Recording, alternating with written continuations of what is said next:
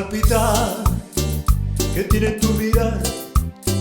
Yo puedo presentir que tú debes sufrir, igual que sufro yo por esta situación que nubla la razón sin permitir pensar en qué ha de concluir el drama singular que existe entre los dos, tratando simular tan solo una amistad, mientras que en realidad se agita la pasión que muerde el corazón y que obliga a callar.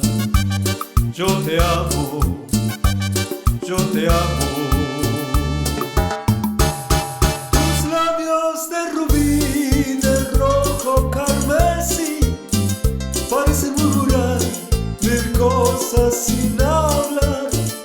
Y yo que estoy aquí, sentado frente a ti, me siento desangrar sin poder conversar, tratando de decir, tal vez será mejor me marche yo de aquí para no vernos más. Total, que más me da, ya sé que sufriré, pero al final tendré tranquilo el corazón y al fin podré gritar: yo te amo, yo te amo.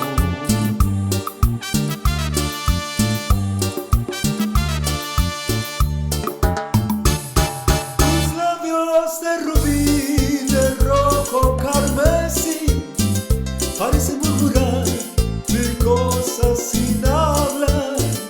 Yo que estoy aquí, sentado frente a ti, me siento desangrar sin poder conversar, tratando de decir, tal vez será mejor me marche yo de aquí para no vernos más.